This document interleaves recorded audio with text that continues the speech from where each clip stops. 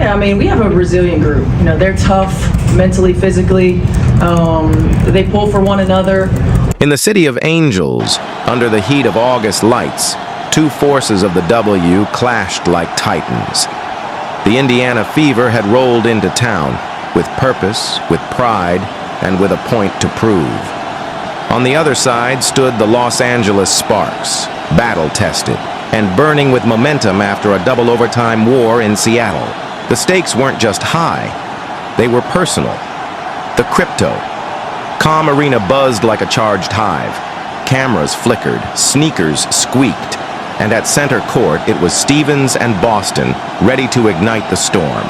The ball soared into the air, kissed by the lights, and the Sparks claimed the opening tip, a small victory in what would be a relentless battle.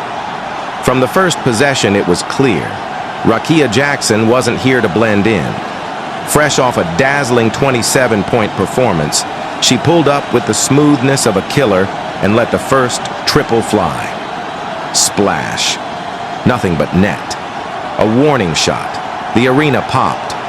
But Caitlin Clark and her Fever weren't here to flinch. They were here to strike back. Boston, stationed at the top of the key, the pivot point of the Fever's flow, surveyed the floor like a chess master. Then came the swing, the shot. Cunningham, bang. A triple of her own. Her rhythm from the arc had been lethal, 52% over the last 10 games. She wasn't just playing, she was performing.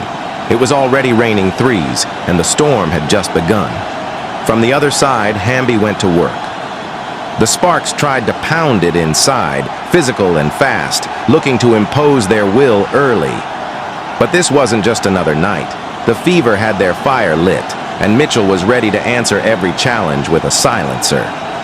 Curling off a screen, she stepped into a mid-range jumper and nailed it. Clean, deadly, composed. Stevens responded for LA from deep, cash. And before anyone could exhale, Mitchell came right back down and splashed another long two. Blow for blow, bucket for bucket. It wasn't just a game, it was a dance of defiance. Underneath, Hamby tried to muscle Boston, demanding whistles that didn't come. The refs let them play, and that meant grit mattered more than glamour. The Fever took that energy and ran with it. McDonald, fearless and fiery, blazed down, the lane on a fast break. She twisted, she turned, she flew, but hit the deck hard. No call. The crowd gasped. The Sparks grabbed the board and sprinted right back. Hamby on the trail, finishing with authority. End to end. Chaos. Showtime. Mitchell, cool as ever, called for isolation. Step back three, clank. But Boston was there to clean up the mess. Muscle on the boards, power in the paint. That's what she does. That's who she is. With just over 5 minutes left in the first, it was already clear. This wasn't going to be a walk in the park for either side. Turnovers turned into transition attacks. Jackson tried to shake loose. Brink, newly checked in, provided. Her signature rim protection, swatting shots and denying paint entry like a force field. Howard, now back in Fever colors, started pushing tempo. But the Sparks' defense tightened. Steals, deflections, and hard fouls started piling up. The crowd could feel the tension building like thunderclouds. Caitlin Clark watched, calculated, patient. She knew her moment would come. Boston kept doing the dirty work. She posted, she pivoted. She scored with her left like a seasoned vet. Nothing flashy, just effective. And on the other end, she held her ground, denying post-ups, forcing awkward shots, and boxing out like her life depended on it. Every possession felt like a prize fight. Plum, sneaky and smooth, tried to split the defense, but Mitchell stayed glued to her hip, refusing to be outmaneuvered. Switches, screens, rotations. It was chess at full speed. Jackson, always a threat, tried to hit a step-back three over McDonald, front rim, another offensive rebound, another war in the paint. This time, Brink sent a shot flying. LA was tough. Indiana was tougher. McDonald tried to push again, but contact and chaos ruled. The ball squirted free. Hamby found it, laid it in. No mercy, no let-up. And just when things looked like they might spiral, Indiana gathered themselves. Another entry to Boston. A deep seal, a soft finish, beautiful basketball, vintage footwork. The Sparks tried to thread the needle on the next play, but Indiana clogged every passing lane. Howard picked up the loose ball and sprinted. Lost it. Then a whistle. Bodies on the floor. Voices rising. Emotions boiling. And this was just the first quarter. Under the buzzing lights of Crypto, calm arena, the night was soaked in expectation. Los Angeles was ready. The crowd wasn't just watching a game. They were bearing witness to a battle. The fever had come to town, and the Sparks, they were, burning with something bigger than revenge. This wasn't just a WNBA clash. This was pride. This was evolution. This was war. From the opening tip, the electricity was undeniable. The first shot, a triple, splashed clean through. No warm-up, no delay, just fire. Indiana came out with purpose, a rhythm flowing through their veins like jazz off the fingertips. Hamby floated it off the glass with the ease of a veteran conductor leading an orchestra. And right then, the tune of the night was set. But this wasn't going to be a solo act. Brown, the maestro of movement, danced around defenders like whispers on the wind. The Sparks didn't just counter, they created.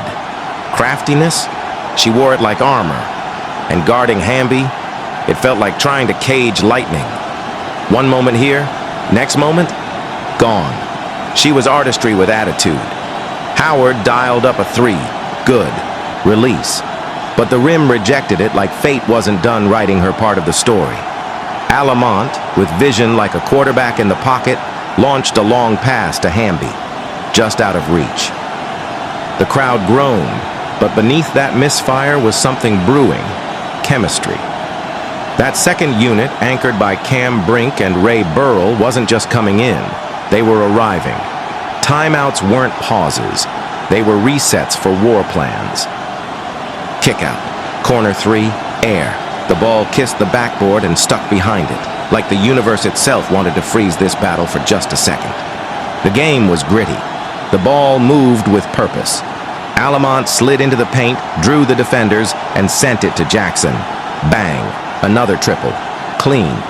Under 3 minutes left in the first. Jackson wasn't just hot, she was volcanic. Howard stepped off her mark for a split second. That's all Jackson needed. The kind of moment that turns tides. A triple here, a floater there. Each basket Jackson scored wasn't just a point on the board. It was a declaration. I'm here, and I'm not waiting for anyone. Mitchell found herself shadowed by Plum. That kind of matchup, you feel it in your chest. Jump pass, straight. To Boston, wide open, straightaway three. But the rim, cold, steel-hearted, rejected, rebound grab. Jackson again, behind the back, into the lane, left hand, lay in. How do you guard that? You don't. You pray. 8 points for Rakia Jackson in the opening frame. But she wasn't done. Then came the pass. Mitchell to Howard, a whip, a bullet, a magician's act, double team, pressure rising.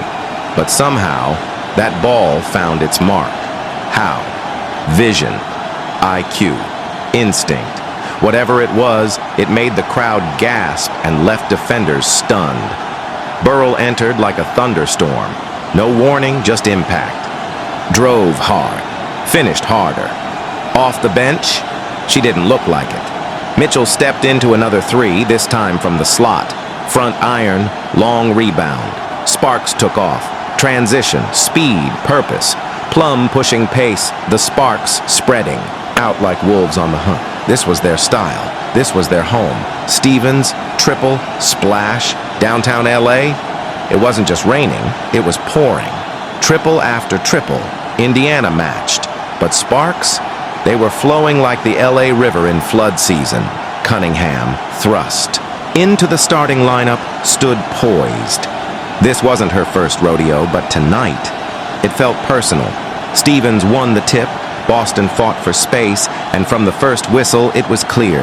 This was going to be a war of wills.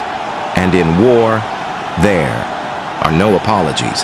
The officials, Angela, Gloss, Chang, whistles ready, eyes sharp. Because games like this don't just play out. They ignite. You don't referee them, you survive them. Back to Jackson, fresh off a 27-piece. She started this game with the same hunger, triple, pure, evolution in real time. Boston took her, place up top. Indiana using her as a hub. Everything flowed through her. She wasn't just a scorer, she was a system. Cunningham answered the triple with one of her own. Cold-blooded. 4 of 5 against Seattle. 52% from deep over 10 games. This wasn't a fluke. This was real. And then, double OT flashbacks. Sparks had just escaped Seattle in a game that stretched time itself. No fatigue here, only fuel. Timeouts didn't cool it. They just delayed detonation. Back in play. Hamby fouled under the rim. The battle with Boston was physical, emotional, unrelenting. Both players drew breath like boxers. Between rounds, Kelsey Mitchell got loose, curling, stepping into the mid-range. Splash, smooth, crisp, deadly. Plum, denied once, found the ball again. Open three. You blinked, you missed it. Net, red hot, inferno mode. Answered by Indiana, fast break layup. Sparks up one. 8:28 left in the quarter. Stevens, again, another triple. This wasn't basketball, this was artillery. Both teams launched like missile crews. Indiana responded with a long triple. Sparks said, "Try harder." Azer had dominated them on the road before. Indiana remembered, but so did LA. Mitchell, another pull-up. Long two, maybe. Still counted. Possessions flew by like jets overhead. Hamby worked against Boston again. Off-ball movement, switches, confusion. Plum found herself with the rock, fired, bang, back-to-back to back-to-back. The scoreboard couldn't keep up. Sparks moved like predators. Indiana responded with pace. McDonald, blazing speed, hit the lane.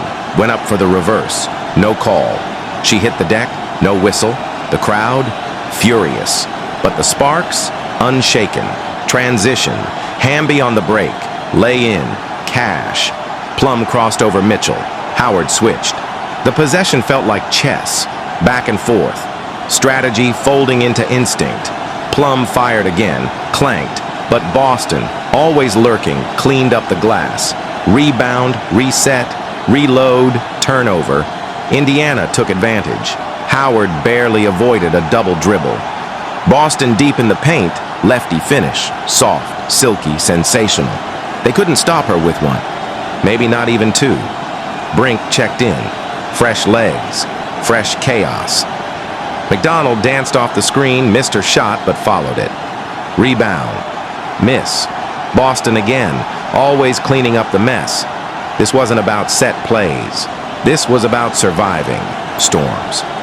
Jackson again. Step back miss, offensive board, blocked by Brink. Now that's what the Sparks had been missing. Rim protection, presence, confidence, ball loose. Howard pushed, lost it. Foul called. Every moment became a cliffhanger, every whistle a verdict.